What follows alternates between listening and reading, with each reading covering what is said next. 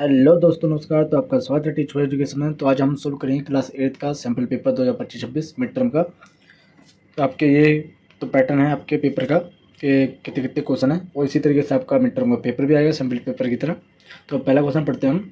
तो पहला क्वेश्चन है दोस्तों कि निम्नलिखित में से कौन सा ऊर्जा का गैर नवीकरणीय संसाधन का स्रोत है। तो चार ऑप्शन है दोस्तों कि जल, कोयला, मिट्टी, सूर्य। तो भाई जल, मिट्टी, सूर्य तो नवीकरणीय संसाधन है, लेकिन गैर नवीकरणीय संसाधन जो है वो है कोयला। तो कोयला आपका क्या हो जाएगा, गैर नवीकरणीय संसाधन। अगला कि लकड़ी को कोयले में बदलने की प्रक्रिया को क्या कहते हैं। लकड़ी को कोयले में बदलने की प्रक्रिया को कार्बनीकरण कहते हैं। क्या कहते हैं, कार्बनीकरण। तो अगला है कि फसलों के साथ उगने वाले अवांछित पौधों को क्या कहते हैं। जो पौधे फसलों के साथ उग जाते हैं उन्हें क्या कहते हैं, उन्हें कहते हैं खरपतवार। तो इसका आंसर हो जाएगा आपका सी इसका आंसर हो जाएगा। अगला कि निम्नलिखित में से कौन सी रबी फसल का उदाहरण है। भाई आलू, प्याज, जूट, दालें। तो जो रबी फसल का उदाहरण है वो आलू है। ठीक है। अगला कि फसलों को पानी देने के दिनों को क्या कहते हैं। तो ये सिंपल सा है कि फसलों को पानी देने को सिंचाई कहते हैं। ठीक है, आगे बढ़ते हैं। अगला है आपका कि शर्करा को अल्कोहल में परिवर्तित करने की प्रक्रिया को क्या कहते हैं। तो भाई शर्करा को अल्कोहल में परिवर्तित करने की प्रक्रिया को किण्वन कहते हैं। ठीक है। पौधे द्वारा अपना भोजन स्वयं तैयार करने के लिए अपनाई जाने वाली प्रक्रिया का नाम बताइए। भाई जो पौधे जिस प्रक्रिया से अपना भोजन बनाते हैं उसे कहते हैं प्रकाश संश्लेषण। ठीक है, आगे बढ़ते हैं। भाई क्वेश्चन नंबर 8 है कि एक ईंट को मेज पर 3 अलग अलग तरीक़ों से रखा गया है, जैसा कि चित्र में दिखाया गया है। तो ईंट द्वारा मेज पर लगाया गया दबाव क्या होगा। भाई स्थिति ए में अधिकतम, स्थिति सी में अधिकतम, या फिर स्थिति बी में अधिकतम। भाई 3 दिख रहे हैं आपको, तो कौन सी स्थिति में सबसे ज़्यादा दबाव लगेगा। तो जो सबसे ज़्यादा दबाव है वो आपका लगेगा ए वाली स्थिति में। ठीक है, कौन सी वाली स्थिति में, तो इसका आंसर हो जाएगा ए।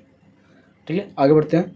अब क्वेश्चन नंबर, ये वाला दृष्टिबाधित छात्रों के लिए है, इसको छोड़ते हुए आगे बढ़ते हैं हम। अगला है कि हमारी मांसपेशियों द्वारा लगाया गया बल कहलाता है। कौन सा बल कहलाता है। जो हमारी मांसपेशियों द्वारा बल लगता है उसे हम पेशीय बल कहते हैं। कौन सा बल कहते हैं, तो इसका आंसर हो जाएगा बी, पेशीय बल। अब प्रति इकाई क्षेत्रफल पर लगने वाले बल को क्या कहते हैं। जो प्रति इकाई क्षेत्रफल पर बल लगता है उसे दाब कहते हैं। अब अगला है आपका कि तरल पदार्थ है। अब भाई द्रव्य तो तरल पदार्थ है, गैस भी है, और दोनों ए और बी। तो आपका आंसर क्या हो जाएगा, आपका आंसर हो जाएगा सी, ए और बी दोनों ही तरल पदार्थ हैं। यदि हम दरवाजे के कब्जों पर तेल लगाते हैं तो घर्षण क्या होगा। भाई घर्षण तो घट जाएगा। ठीक है, तेल लगाने से क्या होता है, घर्षण बल घट जाता है। आगे बढ़ते हैं। तो आगे आपका फलों और सब्जियों के इस्तेमाल करने से पहले धोना क्यों उचित है, उसके अथवा के उर्वरक और खाद में अंतर बताइए। तो चलिए इसके आंसर देख।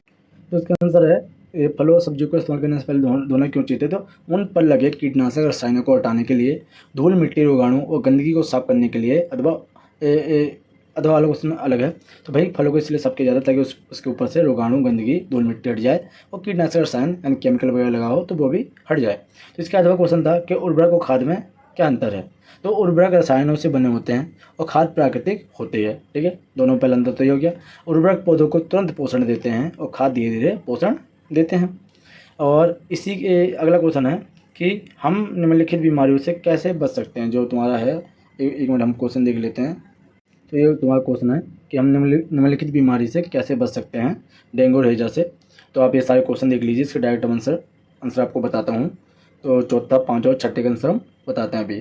तो हम डेंगू से कैसे बच सकते हैं। तो भाई मच्छरदानी का उपयोग करके, और पानी जमा ना होने दें अपने आसपास, वो साफ पानी को। ठीक है, और हैजा से कैसे बचेंगे, स्वच्छ जल पीना, भोजन को रख कर रखना हैजे से बचाव का तरीका है।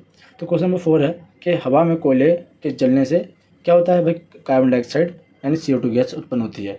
और क्वेश्चन नंबर 4 का भी है ड्राई क्लीनिंग में पेट्रोलियम उत्पाद और वो पा लिखा है तो लेकिन ये क्लोरो एथिलीन का उपयोग किया जाता है। ठीक है, और क्वेश्चन नंबर 5 था क्या इनके फुल फॉर्म लिखना है। तो भाई LPG फुल फॉर्म क्या होती है, लिक्विड पेट्रोलियम गैस, और CNG की फुल फॉर्म क्या होती है, कंप्रेस्ड नेचुरल गैस। तो ये फुल फॉर्म बहुत बार पूछी जाती है, तो आपको फाइनल में भी आपके जो मिड टर्म का होगा इसके बाद उसमें आ ही सकता है, कन्फर्म है ये तो। ठीक है, अगला है ये जो क्वेश्चन नंबर 6 है आपका, इसमें कि आप गलती से संगमरमर के फर्श पर साबुन का पानी गिरा देते हैं तो क्या होगा। भाई इससे चलना मुश्किल हो जाएगा, क्योंकि साबुन पानी घर्षण को बहुत कम कर देता है और फर्श फिसलन भरा हो जाता है। जाहिर सी बात है भाई, जब निरमे का या साबुन में पानी जम गिरता है तो उसमें फिसलना संभव हो जाता है और घर्षण बल कम हो जाता है। ठीक है, अगला है इसी का अथवा। अथवा क्या है अभी देखते हैं हम। इसका अथवा कि दो सतहों के बीच घर्षण कैसे कम किया जा सकता है, कोई 3 बिंदु लिखिए। तो इसके 3 बिंदु देखते हैं। तो कैसे कम किया जा सकता है भाई, स्नेक यानी तेल या ग्रीस का प्रयोग करके, सतह को चिकना या पॉलिश करके, गेंदाकार बियरिंग का प्रयोग करके हम घर्षण बल को कम कर सकते हैं। अगला है क्वेश्चन नंबर 7। क्वेश्चन नंबर 7 है कि किन दो प्रतिजैविक के नाम लिखिए। और बिस्कुट जैसे सूखे खाद्य पदार्थ को आसानी से खराब नहीं होते हैं, क्यों? और खमीर से बने किन दो खाद्य पदार्थों के नाम लिखिए। और इसी का अध्ययन में सूक्ष्मजीव क्या है, और सूक्ष्म जीवों के 4 प्रमुख समूह के नाम लिखिए। और इसी का सी पार्ट है कि विषाणु अन्य सूक्ष्म जीव से किस प्रकार भिन्न होते हैं। तो चलिए इसका आंसर देख। इसका आंसर है पहले तो सात्विक का ए का दो प्रतिजैविक के नाम, तो एक तो पेनिसिलिन और एक स्ट्रेप्टोमाइसिन। और बी वाला पार्ट के बिस्कुट सूखे होने के कारण उनमें नमी कम होती है, इसलिए सूक्ष्मजीव नहीं पनपते हैं। और सी वाला है खमीर से बने दो खाद्य पदार्थ हैं, ब्रेड, इडली। और इसी का अथवा जो पार्ट दे रखा है सूक्ष्मजीव वाला, वह सूक्ष्मजीव किसे कहते हैं कि बहुत छोटे जीव जिन्हें नंगी आंखों से नहीं देख सकते उन्हें सूक्ष्मजीव कहते हैं, या फिर बिना यंत्र की सहायता से नहीं देख सकते उन्हें सूक्ष्मजीव कहते हैं। अब प्रमुख समूह क्या है इसके भाई, बैक्टीरिया, कवक, प्रोटोजोआ, शैवाल इसके प्रमुख समूह हैं। और अगला है कि विषाणु जीवित और निर्जीव दोनों गुण होते हैं तथा केवल जीवित कोशिकाओं में पनपते हैं। तो ये तो आपका 7 वाले क्वेश्चन आंसर हो गया। और क्वेश्चन नंबर 8 पर, अब क्वेश्चन नंबर 8 है, नीचे दिए गए चित्रों को ध्यानपूर्वक देखिए। अब भाई इसमें 4 बर्तनों का चित्र है, एक में 200 ml पानी है, एक में 40, दूसरे में 400 और चौथे में 40 ml। अब इसका है कि प्रत्येक बर्तन में पानी का आयतन ऊपर दर्शाया गया है कि प्रत्येक बर्तन के आधार पर घटते दाब के क्रम में उन्हें व्यवस्थित कीजिए। तो भाई घटते दाब क्रम में लिखेंगे तो पहले बी आएगा, फिर डी आएगा, फिर जाके ए आएगा, फिर सी आएगा। तो ये आपका एक घटते हुए क्रम में हो जाएगा। अब बी का आएगा, प्रत्येक बर्तन के आधार पर दाब में अंतर का कारण स्पष्ट कीजिए। भाई दाब का अंतर का कारण है इसका क्षेत्रफल।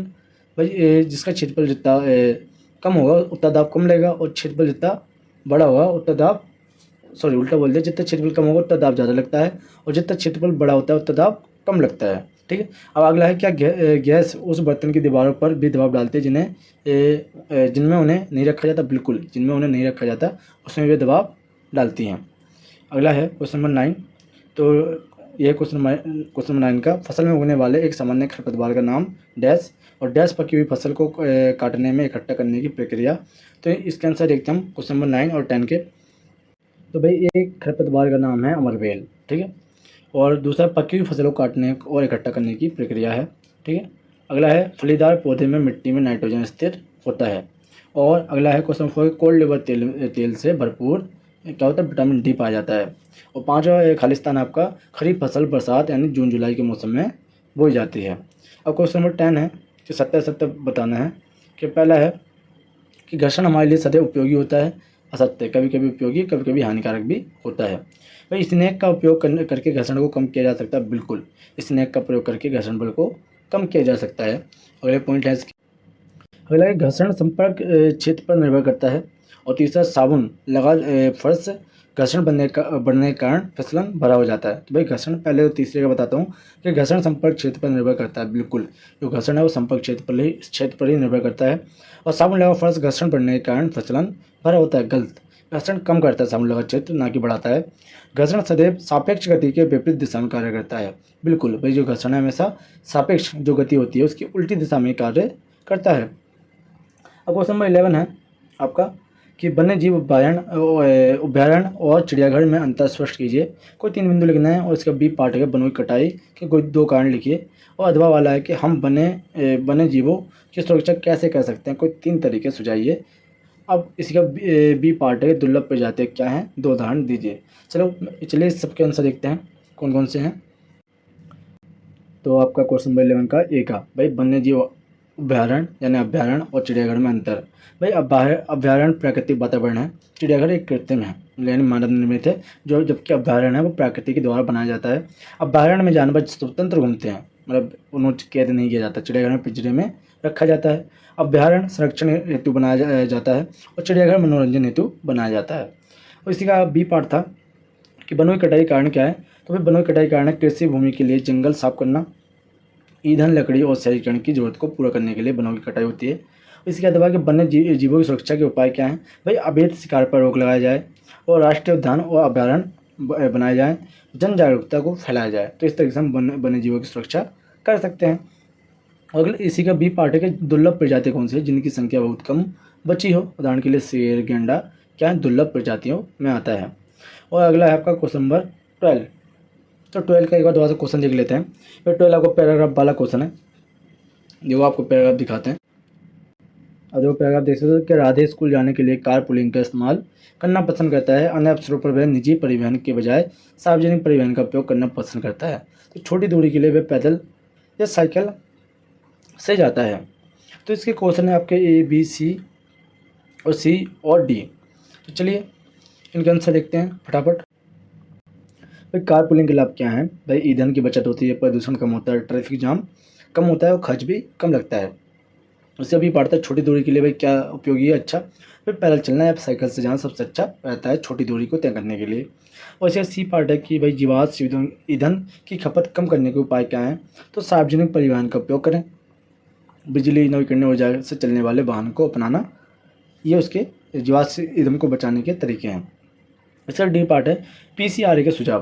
भाई गाड़ी धीरे और समान गति से चलाएं और अनावश्यक इंजन चालू ना रखें, जिससे कि ईंधन बच सकता है। और अगला है आपका पैराग्राफ वाला क्वेश्चन नंबर 13। तो ये आपका क्वेश्चन नंबर 13 है, आप देख सकते हो। आपको इसको पढ़ के प्रश्नों का उत्तर देना है, ठीक है। रेणु ने अपनी दादी के घर पर आम का अचार बनाते हैं, ठीक है। उन्होंने कच्चे आम को कटे हुए टुकड़ों के 2 जार में डाले और फिर उन्हें दोनों में से एक जार को ढेर सारा नमक और तेल डाला। फिर उन्हें दोनों जार को धूप में रख दिया। कुछ दिन बाद रेणु जार देखने गई तो उसने पाया कि एक जार में कुछ रोगाणु की वृद्धि हुई थी। उसने जार अपनी दादी को दिखाया, जिन्होंने जार की सामग्री फेंक दी। वही उपरोक्त जानकारी के आधार पर निम्नलिखित प्रश्नों को उत्तर दें। भाई खाद्य संरक्षण की सामान्य विधियाँ क्या हैं? कोई 2 विधियाँ बताइए। भाई तेल द्वारा, नमक द्वारा, आपके चैप्टर में तो वही हैं। तो चलिए इसका आंसर भी फटाफट देख लेते हैं। तो भाई पहले का आंसर है खाद्य संरक्षण की सामान्य विधियाँ, नमक डालना, तेल डालना, ठंडा करना और धूप में रखना, है उसकी विधियाँ हैं। बी है यदि रोगाणु वाला जार खा लिया जाए तो क्या होगा? भाई फूड पॉइजनिंग हो जाएगी, बीमारी हो सकती है कोई भी, ठीक। पौष्टिकरण क्या है? भाई दूध या तरल पदार्थ को एक निश्चित ताप पर कुछ समय के लिए गर्म करके फिर ठंडा करने की प्रक्रिया को हम प्रक्रिया से रोगाणु मर जाते हैं, इसी को हम पौष्टिकरण कहते हैं। भाई डी वाले का आंसर है नमक और तेल डालने से सूक्ष्म जीव की वृद्धि रुकती है और अचार सुरक्षित हो जाता है, ठीक है। तो क्वेश्चन नंबर 13 आपका सॉल्व हो गया। अब क्वेश्चन नंबर 14 देखते हैं। तो ये रहा आपका क्वेश्चन नंबर 14 का पैराग्राफ का। सर्दियों में शिकार और अतिक्रमण जैसी मानवीय गतिविधियों के कारण वनों का क्षरण हुआ है और पौधे व जानवरों की कई प्रजातियां विलुप्त हो गई हैं। भाई भारत सरकार ने वनों और वन्य जीवों के संरक्षण के लिए कई कदम उठाए, लेकिन हम सभी भागीदारी के बिना यह आंदोलन सफल नहीं होगा। तो भाई वन के ऊपर है। अब भाई वन के ऊपर ये 5 क्वेश्चन दे रखे हैं आपके। वनों और वन्य जीवन के क्या उत्पाद प्राप्त होते हैं? भाई ये तो बहुत सबको पता है भाई, लकड़ी, फल, फ्रूट ये सब प्राप्त होते हैं, औषधियाँ वगैरह, ठीक है। और एक ऐसे संगठन का नाम बताइए जो जानवरों को मारने के या अवैध शिकार करने के खिलाफ काम कर रहा है। तो भाई इसके आंसर देख लेते हैं सबको फटाफट। तो 14 पहले का आंसर है वनों व वन्य जीवों से उत्पाद भी लकड़ी, औषधियाँ, रबड़ और शहद प्राप्त होता है। संगठन क्या है? कोई एक संगठन का नाम बताया था, WWF यानी world wide fund for nature. ये वाला दूसरा वाला मत समझना, WWF। अब सी क्या है कि हम संरक्षण में मदद कर सकते हैं। भाई पेड़ लगाकर, अवैध शिकार रोककर, प्लास्टिक का उपयोग घटाकर हम भाई वन संरक्षण को सहयोग दे सकते हैं। और डी है कि इसी का दवा वाला या स्थानीय हरित संपदा की रक्षा, भाई वृक्षारोपण करके, पौधों की देखभाल करके और सफाई अभियान करके हम इस वन संरक्षण को बचा सकते हैं। भाई ऐसे 15वां क्वेश्चन है। अब उसकी ओर बढ़ने से पहले एक बार क्वेश्चन देख लेते हैं। भाई ये आपका क्वेश्चन नंबर 15 है, ठीक है। इसमें 2 ग्रुप्स हैं जो रस्सी को खींच रहे हैं। भाई टीम ए बाई ओर यानी 500 न्यूटन बल से खींच रही है और टीम बी 450 यानी 450 के न्यूटन बल से खींच रही है। अब इसमें बताया रस्सी पर लगने वाले कुल बल क्या होगा? भाई 550 में से 450 घटा दोगे तो 50 इसका कुल बल आ जाएगा, ठीक है। और रस्साकसी में कौन सी टीम जीतेगी? अपना उत्तर की व्याख्या कीजिए। भाई जो अधिक बल लगा रही है यानी कि टीम ए जीतेगी। तो अगला है सी के डी, सी या डी में से किसी एक का उत्तर दीजिए। ऐसी 2 स्थितियों के उदाहरण दीजिए जिसमें लगाया गया बल किसी वस्तु की गति की दिशा में परिवर्तन कर सकती है। भाई हम बॉल को धक्का मारेंगे, ठीक है, बॉल में मारा गया धक्का, या फिर क्रिकेट देखते हो तो क्रिकेट में बैट द्वारा मारी गई बॉल फुटबॉल में प्लेयर द्वारा मारी गई लात बॉल को भाई ये दिशा में परिवर्तन कर रहा है और गति में भी परिवर्तन कर रहा है। ठीक है, अगला है भाई डी, ऐसे दो स्थितियों के उदाहरण दीजिए जिसमें लगाया गया बल किसी वस्तु के आकार में परिवर्तन कर सकता है। भाई आटा गूंदना, ठीक है, भाई रबर बैंड को खींचना, इसके 2 उदाहरण हो जाएंगे। तो ये आपका सैम्पल पेपर था क्लास 8 का। अगर वीडियो अच्छी लगे तो आप लाइक कीजिए, सब्सक्राइब कीजिए, अपने दोस्तों में भी शेयर कीजिए। तो थैंक यू, मिलते हैं आपको नेक्स्ट वीडियो में।